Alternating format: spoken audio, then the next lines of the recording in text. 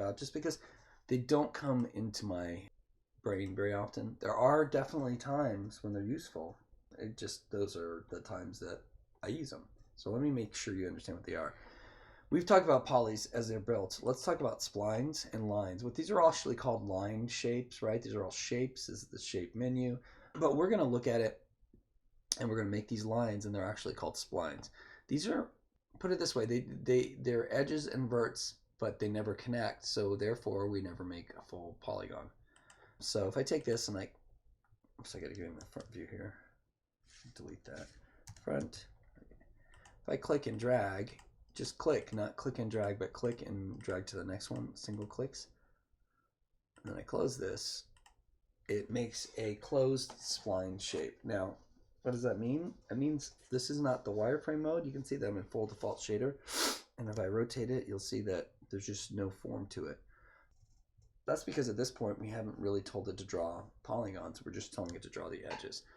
So what's the point of using this? Well, I mean, you can extrude it, for example. I could take an extrusion modifier on it, and if you want this kind of funny shape and you don't want to model it from a plain form, you could do an extrusion like this, and then say how much you want to extrude it, and now you've got this shape. Now, I don't generally like using these because it makes edges, first off, and I'll show you how to get rid of those, some of those, and then it makes your cap just a plane. So you're going to have to come in here and cut this up the way you want. Let's talk about what it's done here. Oh, I'll come back to this.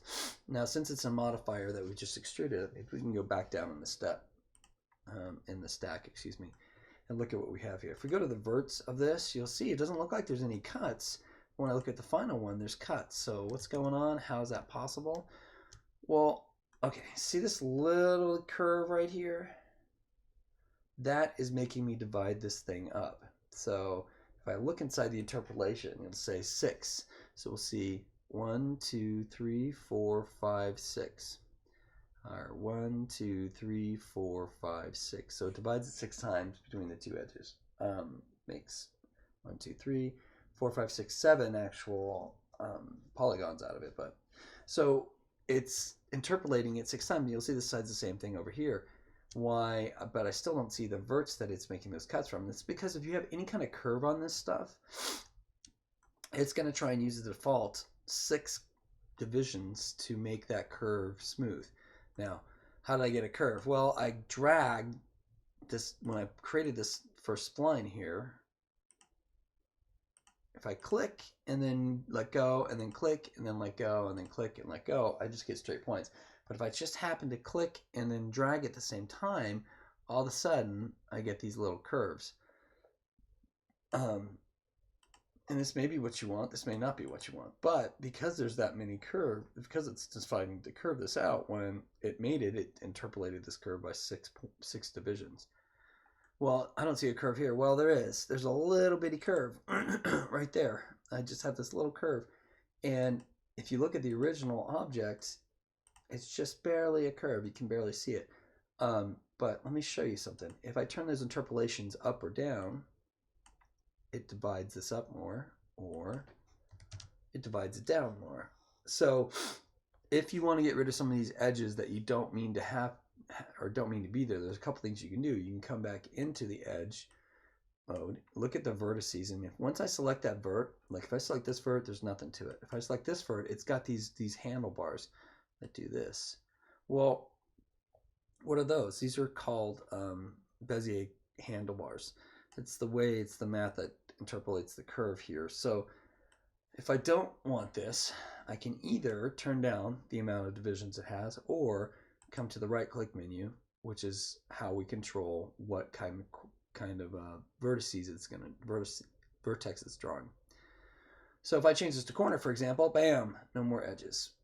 Okay, it's just about the way I drew it out, and it's just about little drag and click when I meant to click and then drag, as it were.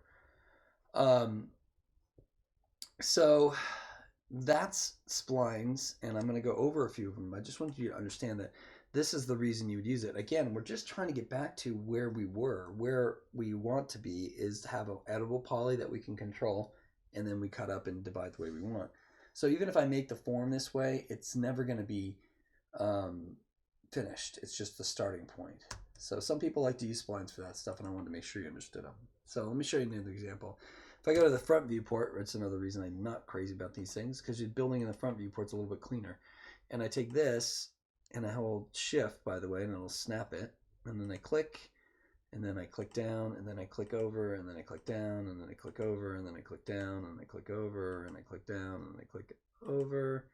And you get the idea. Keep clicking down and over. You can count how many moves this is, probably the best way example.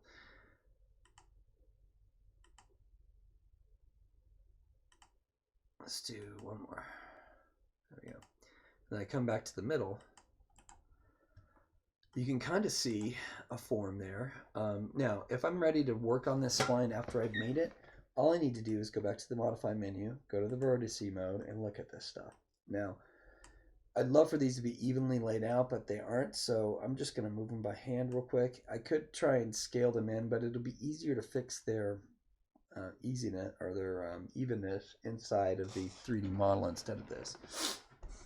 Like this one, how far back it is. I mean, I could take all of these verts and I could go to the scale menu, scale, and then turn this off so it's only doing one, and then scale them all into one position. Sure. Or I could just click a button later and make sure I'm exactly right, because I could still be off by, you know, milliparts here, little tiny bits. Anyway, so this, if you want to look at it, is like a lathe. And let me show you what a lathe looks like real quick. Open this up, go plus, let's say lathe. All right, images. If you remember your woodworking shop, the idea is you put a piece of wood inside of here, and it rotates it around and around and around, and then you carve out a piece of wood to make it look like let's say a table leg. That's what it shows. So part of this they didn't. There you go. Let's see, that's what it looks like. This piece of wood is spinning and spinning, and they just carve on it. Now it's the same kind of thing you would do for metal too, but it's just not the way we think of it. It's the easiest way to describe it is this way. See if there's a video. Maybe that's even better description. There you go.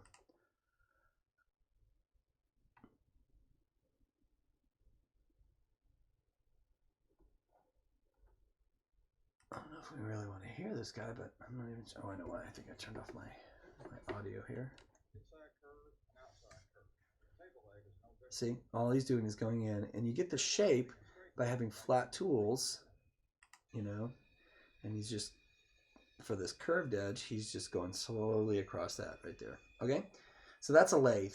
And because the reason I told you that there's a purpose is because if we go inside of our modifier menu and we look inside of here, we come down to L for lathe, you'll see the first thing you get is lathe.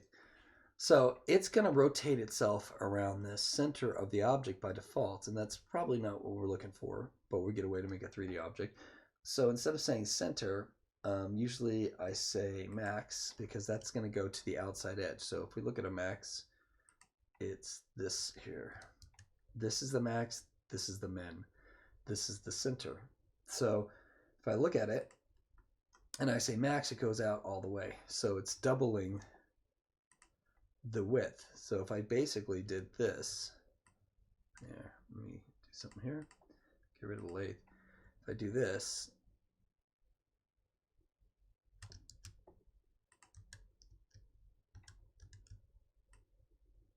more time here, good measure, doesn't matter which way I go, there. If I do this, move it over here in the center, and then I take this first one again,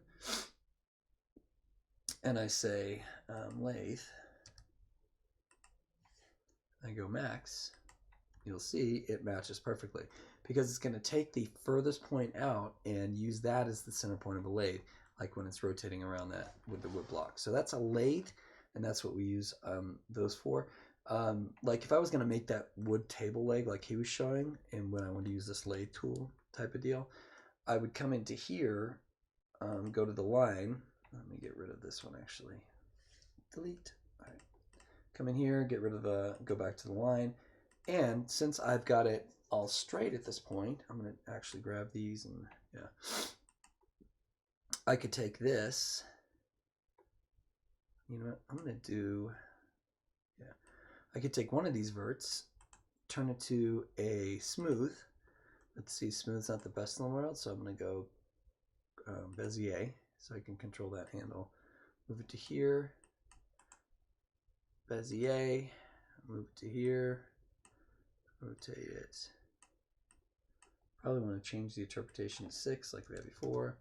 Now, when you're moving these handlebars, whatever your last move was with this move tool, gizmo is the way it's going to move. So if I want to make it move in two directions, I need to grab that. Now it'll move in 2 directions. So I grab it in this and then move it. You'll see that I can't make it go right and left because that hasn't been the last one selected.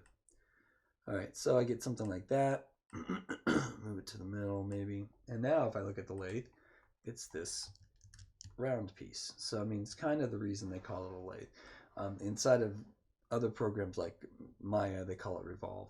But it's the same thing. Oops.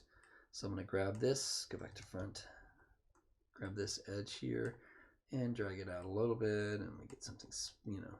So you can see that there's some cool stuff to it, but the problem is, and this is the deal, that if I go back to 1, the problem is it gives you all these subdivisions. That's not necessarily bad as long as you turn this down to 1, okay, maybe even 0, okay.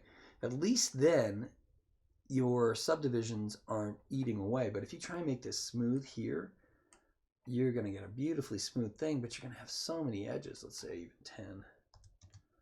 That's a lot of edges. There's no reason for that many edges, especially when it's going to be a table leg or something. So anyway, so you can make some really cool stuff out of this.